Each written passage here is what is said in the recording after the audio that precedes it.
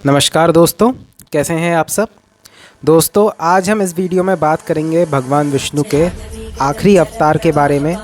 आखिरी और सबसे महत्वपूर्ण अवतार जिसका नाम है कल्कि। जी हाँ दोस्तों, जैसा कि आपने सुना ही होगा कि कलयुग के अंत में भगवान विष्णु कल्कि के रूप में अवतार लेंगे और सारी बुराइयों को जड़ से समाप्त कर देंगे और कलयुग का अंत हो जाएगा और उसके बाद फिर से एक नए युग की शुरुआत होगी। दोस्तों, बहुत से लोगों का मानना है कि कल्कि अवतार भगवान विष्णु कल्कि के रूप में अवतरित हो चुके हैं और बहुत से लोगों का ये भी मानना है कि अभी उन्होंने अवतार नहीं लिया है।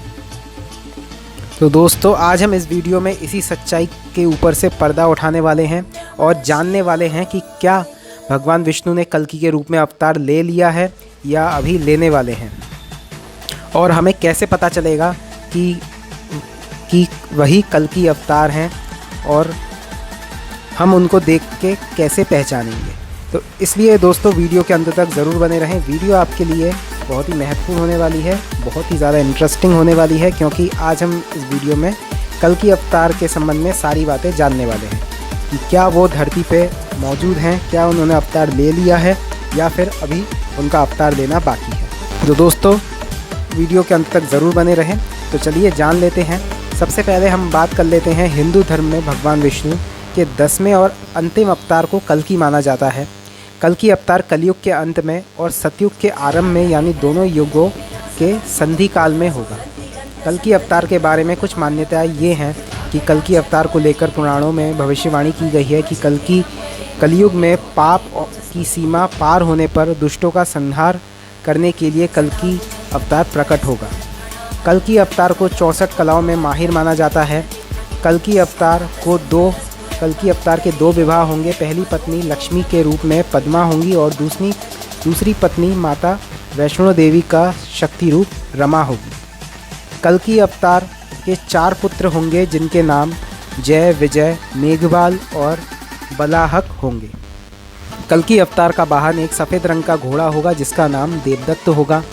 कल्कि अवतार के गुरु भगवान परशुराम होंगे जिन्हें रम अमृत का वरदान प्राप्त है। कल्कि अवतार उत्तर प्रदेश के मुरादाबाद जिले के संभल नामक स्थान पर विष्णु यशा नामक तपस्वी ब्राह्मण के घर में पुत्र रूप में जन्म लेंगे। दोस्तों, अब आप सभी के मन में ये सवाल ज़रूर होगा कि क्या कल्कि अवतार ने अवतार ले चुके हैं, क्योंकि कलयुग तो आरंभ हो ही चुका है और काफ़ी सारे साल भी बीत चुके हैं और काफ़ी सारी बुराइयां भी दुनिया में भरी हुई हैं। पर बहुत से लोग ये भी मानते हैं कि कल्कि भगवान का अभी अवतार नहीं हुआ है। तो चलिए जान लेते हैं। सबसे पहले तो हम बात करेंगे, 3 ऐसी बातें हैं जिनके बारे में आज हम इस वीडियो में बात करेंगे। सबसे पहले हम जानेंगे कि अगर कल्कि अवतार ले चुके हैं। दूसरी बात ये है कि अगर ये भी हो सकता है कि भगवान विष्णु ने कल्कि रूप में अवतार नहीं लिया है। और तीसरी बात ये भी हो सकती है कि अगर हम माने कि भगवान विष्णु ने कल्कि रूप में अवतार ले लिया है तो वो ले लिया है, और अगर हम मानेंगे कि उन्होंने नहीं लिया है तो उन्होंने नहीं लिया है। सबसे पहले हम बात करते हैं, अगर हो सकता है कि भगवान विष्णु ने कल्कि के रूप में अवतार ले लिया है। अगर कल्कि भगवान ने अवतार ले लिया है तो कुछ ऐसी पॉसिबिलिटीज़ हैं, जैसा कि कल्कि पुराण में कहा गया है कि जब चंद्रमा दानिश नक्षत्र में होगा और सूर्य स्वाति नक्षत्र में होगा, तब कल्कि भगवान इस धरती पर अवतार लेंगे। और ये चीज़ 2012 में हो चुकी है। जी हाँ दोस्तों, 2012 में एक ऐसा समय था जब चंद्रमा दानिश नक्षत्र में था और सूर्य स्वाति नक्षत्र में था। तो हो सकता है कि 2012 में ही कल्कि भगवान ने अवतार ले लिया हो। बात कर लेंगे अब हम दूसरी पॉसिबिलिटी के बारे में, जो है कि ये भी हो सकता है कि कल्कि भगवान ने अवतार ना लिया हो, क्योंकि कहा गया है कि जब कलयुग का अंत होने का समय आ जाएगा और घोर कलयुग की शुरुआत हो जाएगी, गंगा, यमुना और सरस्वती ये सारी नदियाँ स्वर्गलोक में जा चुकी होंगी, यानी कि सूख गई होंगी, तब भगवान विष्णु कलयुग में कल्कि अवतार लेके आएंगे और सारे पापों का और सारे दुष्टों का संहार करेंगे। तो दोस्तों इस हिसाब से ये पॉसिबिलिटी भी हो सकती है कि भगवान विष्णु ने कल्कि रूप में अभी अवतार नहीं लिया है। अब हम बात कर लेते हैं तीसरी पॉसिबिलिटी के बारे में, जो है कि अगर हम माने कि कल्कि भगवान ने अवतार ले लिया है तो वो अवतार ले चुके हैं, और अगर हम माने कि कल्कि भगवान ने अवतार नहीं लिया है तो उन्होंने अवतार नहीं लिया होगा।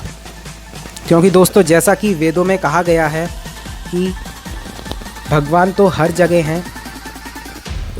वेदों में एक शब्द है अहम ब्रह्मास्मि, यानी कि मैं ही भगवान हूँ। इसका अर्थ ये है कि भगवान हम सभी के अंदर हैं, और अगर हम सभी चाहें तो हम सभी मिलकर अपनी अच्छाई से पापों का और बुराइयों का नाश कर सकते हैं।